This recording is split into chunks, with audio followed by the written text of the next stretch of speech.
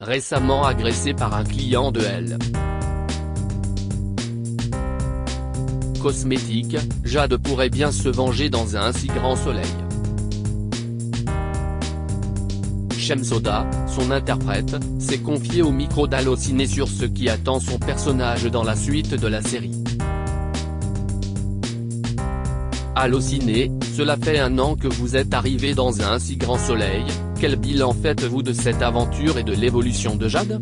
Shemsoda, je suis très heureuse d'incarner un personnage comme celui de Jade. Déjà parce que je joue souvent des flics et que je trouvais ça assez rigolo de me retrouver un peu de l'autre côté de la barrière.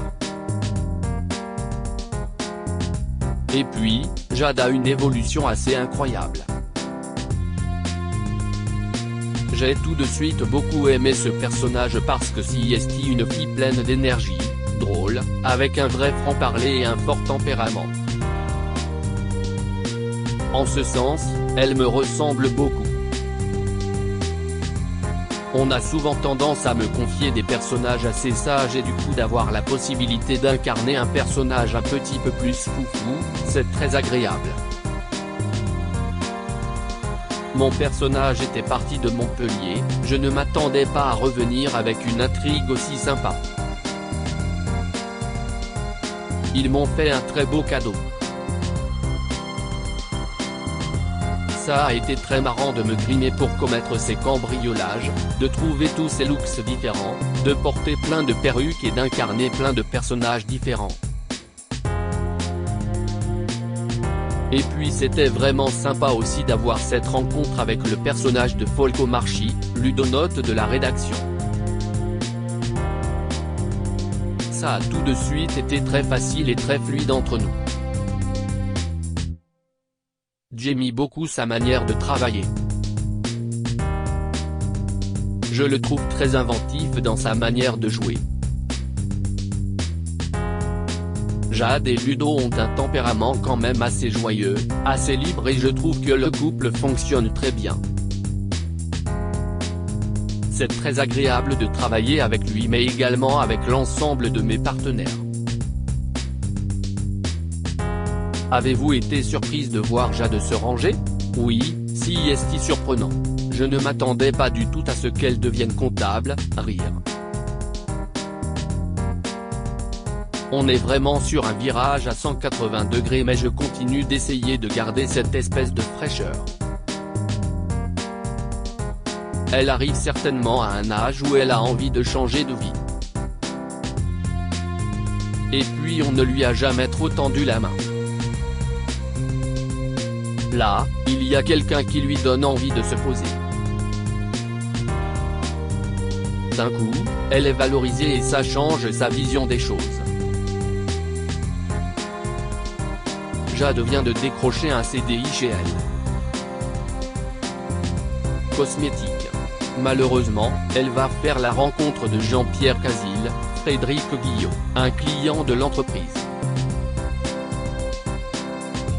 Que pouvez-vous nous dire sur cette intrigue qui arrive?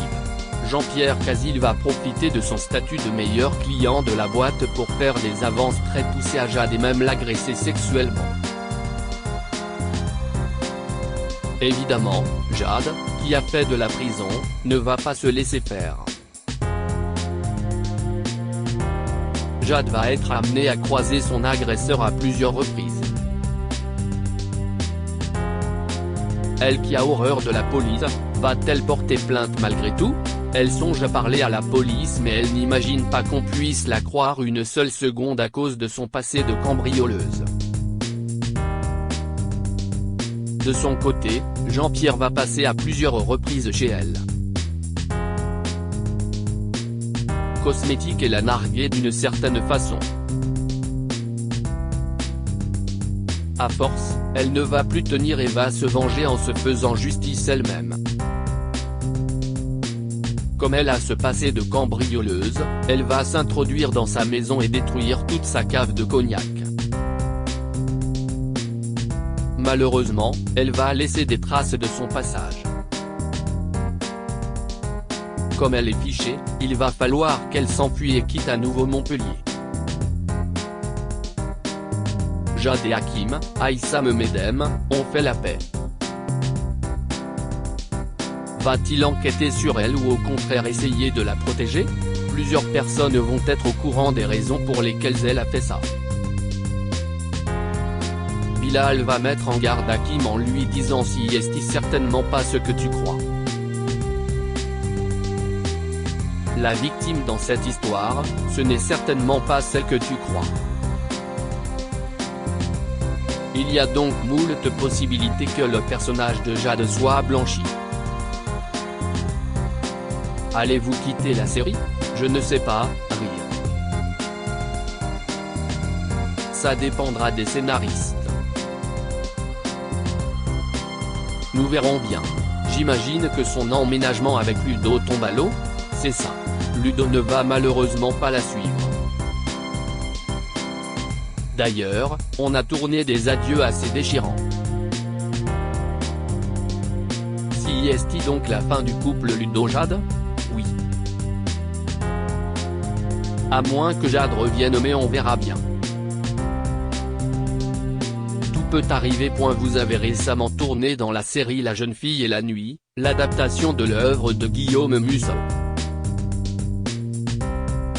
Que pouvez-vous nous dire sur le personnage de Manon? Manon, si est-il le seul personnage de la série qui n'existe quasiment pas dans le roman. Elle n'existe que dans les 5 premières pages. Sidney Galonde, le producteur de la série, avait beaucoup aimé Manon dans le roman et avec Guillaume Musso, ils ont eu envie de le développer jusqu'à en faire l'un des personnages principaux. Je trouvais ça assez rigolo de jouer cette flic enceinte. Elle a quitté les stupes pour rentrer dans la police municipale pour avoir une vie un peu plus tranquille.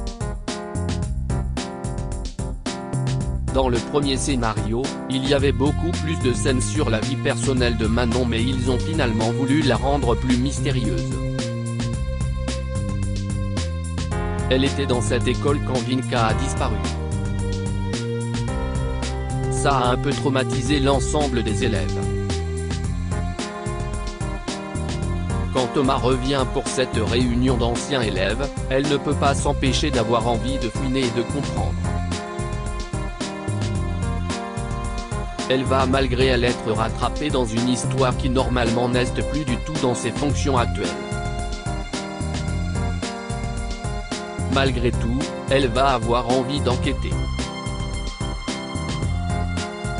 Dans cette ambiance un peu glaciale, il y a une petite note d'humour à travers les personnages de Manon et Stéphane Pianelli. On incarne vraiment le duo français. On est les seuls personnages de la série à ne pas venir d'une famille friquée.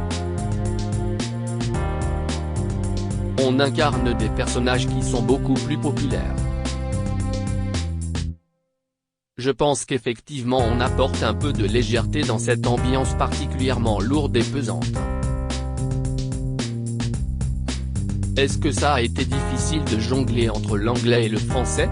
C'était un challenge de tourner en anglais et de tourner avec un réalisateur anglais. J'ai bossé mon accent, rire. Ce n'était pas très compliqué, même si ce n'est pas arrivé très souvent que je sois obligé de passer d'une langue à l'autre dans la même journée. Si est-il vrai que j'étais plus détendu sur les scènes en français. Et en même temps, il y avait quelque chose de très agréable de tourner en anglais parce qu'on pense moins à chaque mot. On est dans une sorte d'élan. C'est un peu plus viscéral. C'est quelque chose de différent qui m'a apporté une autre forme de jeu. Vous avez doublé vos scènes pour les besoins de la version française. Ça n'a pas été trop compliqué comme exercice, ça n'a pas été évident, surtout qu'il faut faire le deuil des phrases qu'on aimait beaucoup et de la façon de dire les choses. On s'est vraiment attelé avec la directrice plateau à essayer de conserver un maximum la façon de parler de Manon. Ce n'était pas facile parce que je pense que c'est beaucoup plus simple de doubler un personnage qu'on doit inventer. Là, en l'occurrence, j'ai tourné les scènes que je double donc c'est un peu un deuil. J'aimerais que les gens regardent en version originale car c'est comme ça qu'on a tourné la série. Et parce que j'ai envie que les gens voient mon bel accent anglais aussi,